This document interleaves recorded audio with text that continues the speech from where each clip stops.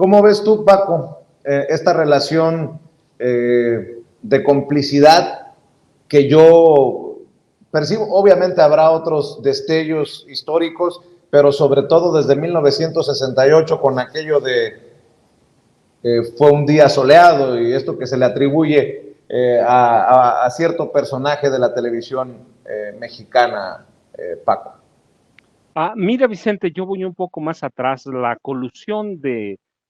ese ejército con la presidencia y los medios de comunicación la podemos rastrear incluso más atrás, sí, una relación de ominosa, por ejemplo, la matanza de los copreros en Acapulco, que calla la prensa de la Ciudad de México, que es considerada la prensa nacional, la matanza de estudiantes en la Alameda Central de Chilpancingo en 1960, y que también es como una especie de preludio a los movimientos posteriores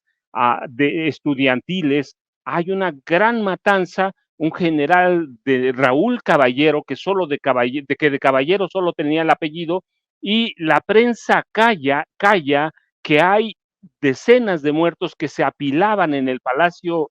de Gobierno de Chilpancingo, en el Palacio del Gobierno Estatal. Calla, y López Mateos les pide que callen, le pide a esos medios que callen, y en esa complicidad lo único que hacen es destituir al gobernador, posteriormente al gobernador Caballero, y envían otro gobernador que es tan sanguinario, un magistrado que es tan sanguinario como el general, y todo el mundo calla. Es decir, hay movimientos anteriores en los que podemos, o a los que podemos seguirle la pista, y el silencio de una prensa cómplice, de una prensa que se había acostumbrado a partir de la década de los 30 o finales de la década de los 30, que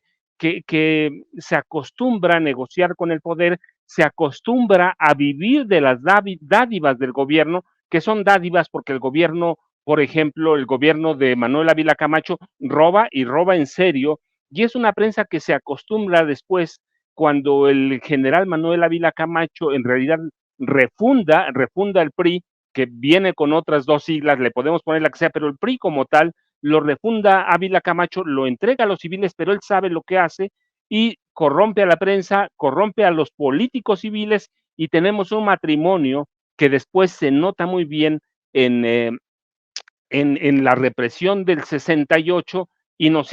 todavía nos sigue hoy. Tenemos una prensa que se acostumbró a los grandes recursos, se acostumbró a sentirse parte del poder, así que le podemos seguir la pista hasta mucho más atrás, pero el 68 sí es el parteaguas que nos muestra una crisis severa, una crisis en la que entra un político, como dice Pepe, de mano muy dura, un político autócrata como Gustavo Díaz Ordaz, con otro que es igual, pero más ladino, Luis Echeverría. Así que tenemos a Adolfo López Mateos, a Gustavo Díaz Ordaz, a Luis Echeverría, que seducen a una prensa bañándola de recursos, bañándola de dinero, y es una prensa a la que es una prensa a la que todavía hoy se resiste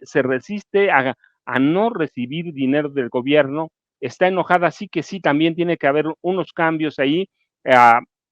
hay colusión, es muy vieja, pero el 68 sí nos muestra ese amaciato que hay: prensa, gobierno, Fuerzas Armadas, y las Fuerzas Armadas se convierten en garante de la corrupción de los políticos priistas, como se convierte la prensa también garante de la corrupción de ese régimen que inicia en el 46 y termina hasta el 30 de noviembre, el último día de noviembre de 2018, Vicente.